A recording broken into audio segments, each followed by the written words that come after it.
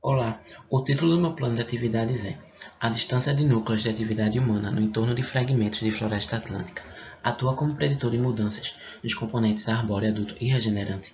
Meu nome é Ícaro Queiroz Rosa da Silva e minha orientadora é a professora Elba Maria Nogueira Ferraz. A floresta atlântica brasileira, assim como qualquer outro ecossistema, está sujeita a perturbações. Perturbação é a denominação usada para qualquer evento que ocorra e acarrete mudanças estruturais no ambiente. As perturbações podem ser naturais e ocorrem como parte da manutenção do ecossistema e têm como exemplo as queimadas e as quedas de árvores. Mas, devido às características de biodiversidade que a floresta atlântica possui, ela sempre esteve suscetível às ações antrópicas. É datada desde a época colonial atividades como a extração de madeira, a agricultura e a criação de gado. Essas medidas podem ser consideradas perturbações antrópicas, pois estão diretamente relacionadas à relação homem-natureza. De forma geral, o objetivo deste trabalho é descrever as perturbações crônicas provenientes da distância dos núcleos de atividades humanas e seus efeitos na riqueza, composição, estrutura e atributos funcionais das espécies dos componentes regenerante e arbóreo adulto, em fragmentos de floresta atlântica, do refúgio de vida silvestre, matas do sistema Gujaú. De forma mais específica, mapear e caracterizar os núcleos de atividades humanas no raio de 1 km dos fragmentos a serem estudados, caracterizar a riqueza de espécies, composição e estrutura das populações dos componentes regenerante e arbóreo adulto em fragmentos com distâncias diferentes dos núcleos de atividades humanas, avalia as respostas funcionais das espécies dos estratos arbóreo, adulto e regenerante em fragmentos florestais com distâncias diferentes dos núcleos de atividades humanas e verificar a similaridade florística entre as espécies dos componentes regenerante e arbóreo adulto, por fragmento e entre fragmentos, para verificar se existe simplificação biótica em função do efeito da distância. As perturbações antrópicas são divididas em dois tipos, as agudas e as crônicas. As agudas, elas trazem um impacto imediato e são mais perceptíveis, e têm como exemplo o corte raso da vegetação. Já as crônicas, elas são de menor intensidade e de impacto contínuo, e têm como exemplos rebanhos de animais, as trilhas e a retirada seletiva de madeira. Ambas perturbações trazem impactos aos ecossistemas. No entanto, devido à forma gradual que as perturbações crônicas se estabelecem, elas podem trazer um impacto ainda maior ao longo do tempo se comparado com as perturbações agudas. A área de estudo situa-se no Refúgio de Vida Silvestre Matas do Sistema Gujaú, localizado entre os municípios do Cabo Santo Agostinho, Moreno e Jabotão dos Guararapes. Trata de uma unidade de conservação do tipo uso integral, composta por 17 fragmentos remanescentes de Mata Atlântica. Desses 17, foram escolhidos apenas 3 para o estudo, no qual deveria obedecer a alguns critérios. Entre eles são acontecer uma distância mínima entre eles de 3 km, acontecer no raio de 3 km assentamentos humanos e possuir características edafoclimáticas semelhantes. A análise do entorno foi uma das primeiras partes da etapa de campo. Só assim foi feita a instalação das parcelas. As parcelas deveriam ocorrer com a distância mínima entre elas de 20 metros.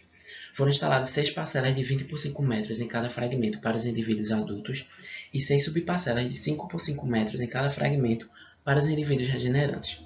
Após a instalação, foi feita a medição de cada indivíduo que se encaixava nos critérios de inclusão. Os critérios eram: para os indivíduos adultos, a circunferência e altura do peito deveria ser maior ou igual a 15 centímetros.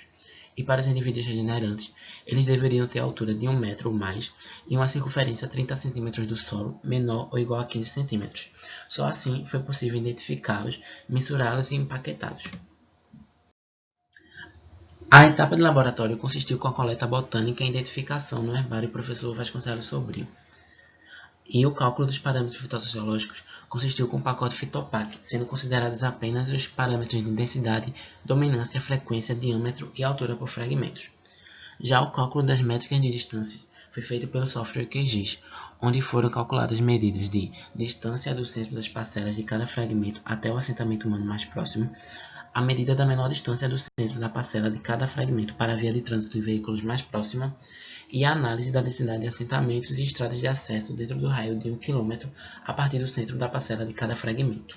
Ao analisar o entorno dos fragmentos, foi possível perceber algumas condições que agem como indicadores de perturbações crônicas. Dentro do raio de 1 km dos fragmentos foram encontradas plantações de cana-de-açúcar, assentamentos humanos, a presença de estradas de acesso aos fragmentos e a presença de trilhas e vestígios de corte seletivo nos fragmentos. Estas mesmas condições foram encontradas nos estudos de Ribeiro 2015 e Siqueira 2017, onde eles avaliam a proximidade de assentamentos humanos, de estradas e a presença de áreas de agricultura no entorno de componentes florestais. Enquanto a presença de estradas próximas a fragmentos, ela é apontada como facilitadora de acesso às atividades antrópicas em fragmentos e tem influência direta sobre o efeito de borda. Já a presença de assentamentos humanos, a sua proximidade pode ser considerada um indicador de perturbação, já que populações que residem próximas a recursos naturais tendem a usufruí-lo, gerando assim uma onda sequencial de perturbação que tem início na borda sentido interior do fragmento. Aqui um mapa da área de estudo, onde é possível perceber dentro do raio de 1 km, em amarelo, os assentamentos humanos e em vermelho, as estradas. Duas imagens do interior do fragmento, sendo à esquerda uma trilha e à direita o corte seletivo de madeira. Em relação às métricas de distância, a distância média dos assentamentos humanos para as parcelas foi de 181 metros, enquanto as das estradas foi de 500 metros.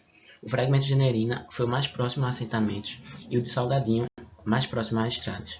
Métricas de distância de estradas e assentamentos para avaliar a perturbação crônica também foram utilizadas por Ribeiro Neto 2013 e Leal et al 2013. O fragmento de Nerina apresentou maior área de assentamentos e comprimentos de estradas, seguido pelo Salgadinho, que apresentou o segundo maior comprimento de estradas e área de assentamentos mais baixa, e o Bom Jardim, que apresentou métricas mais baixas para ambos os parâmetros. Enquanto o levantamento florístico, foram identificados o total de 813 indivíduos, distribuídos em 42 famílias, 90 gêneros e 137 espécies. O fragmento de Nerina apresentou maior riqueza florística, seguido do Salgadinho e Bom Jardim. As famílias de maiores riquezas de espécies em cada fragmento são Generina, Fabácea, Salgadinho, Sapotácea e Bom Jardim, Fabácea e Sapotácea. Ambas já foram evidenciadas em outros estudos a riqueza de espécies. As famílias com maiores números de indivíduos em ambos os componentes são Euphorbiaceae, em Bom Jardim, em Salgadinho, e Moraceae, no fragmento de Gerenina. Essas famílias também foram registradas com maior abundância em um fragmento com histórico de perturbação. A categoria sucessional, o predomínio foi das secundárias iniciais, achado semelhante ao de estudos realizados na mesma área. E a síndrome de dispersão azoocórica foi predominante. Essa característica é comum à floresta atlântica e destaque para a família Myrtácea, que é a principal fonte de alimentos de agentes dispersores. Enquanto a similaridade florística, 15 espécies ocorreram em comum. O restante ocorreu exclusivamente em um fragmento ou em 2 fragmentos. Algumas espécies foram registradas apenas no extrato regenerante ou apenas em um fragmento.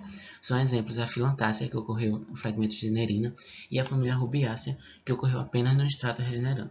Enquanto os parâmetros fitossociológicos do componente adulto, o fragmento Salgadinho apresentou as maiores densidades, dominâncias e frequência entre os fragmentos. No fragmento Salgadinho, a espécie Tapirira guianense apresentou a maior dominância e frequência e a Mábia piriri a maior densidade. O diâmetro máximo registrado foi de 91 cm e a altura máxima foi de 30 metros. Aqui uma tabela exemplificando esses dados, sendo o fragmento Salgadinho o que apresentou as maiores densidades, dominâncias e frequências. Enquanto os parâmetros do componente regenerante, o fragmento Generina apresentou 18.466 indivíduos por hectare, seguidos por Bom Jardim e Salgadinho. No fragmento Generina, a helicóstila listomentosa ocorreu com maior densidade e dominância entre as espécies. Também no fragmento Generina, as espécies Helicóstila listomentosa, Brosmio guianense e Brosmio rubensis ocorreram com 100% de frequência e o maior valor de diâmetro máximo encontrado foi de 9 cm e de altura 9 metros. E aqui mostrando os dados dos 3 fragmentos. No componente adulto, as espécies Tapirira guianense e Mábia piriri também se destacaram no estudo fitossociológico realizado na Mata Sul do Pernambuco. As espécies Helicóstila listomentosa, Brosmio guianense e Brosmio rubensis, que tiveram elevada densidade e frequência, também foram importantes no estudo de Silva. E a baixa similaridade florística entre fragmentos se dá devido ao isolamento entre eles, visto que ocorre a distância mínima de 3 km e estão rodeados de plantações de cana-de-açúcar. Para o componente adulto, quanto mais próximo a assentamentos e estradas e com a maior densidade, menores foram os parâmetros de densidade, dominância e frequência. Mas o inverso ocorreu para os regenerantes, em que as densidades foram maiores conforme os parâmetros de distância foram menores, corroborando para a afirmação de que os 3 fragmentos estão em processo de regeneração. A distância para núcleos de atividades humanas atua exercendo pressões em ambos os componentes, onde algumas espécies conseguem ser mais resilientes que as outras, visto que existem espécies que ocorrem apenas no extrato regenerante e outras que ocorrem apenas no extrato adulto. Com isso, é possível concluir que a distância exercida entre os fragmentos exerce influência na sua composição, visto que a similaridade florística entre eles foi baixa, e a adoção de medidas preservacionistas relativas à fauna é de extrema importância, já que a síndrome de dispersão predominante é a zoocórica. Os resultados também indicam que as menores distâncias dos fragmentos exercem pressões negativas em ambos os componentes, uma vez que o número de indivíduos regenerante é maior em comparação aos indivíduos adultos. Com isso, as informações geradas nessa pesquisa são importantes para o plano de manejo da UC, que possui diversas famílias residentes a fim de conciliar a relação homem-natureza sem comprometer a composição, estrutura e atributos funcionais das espécies e dos fragmentos. Referências. Obrigado por assistir.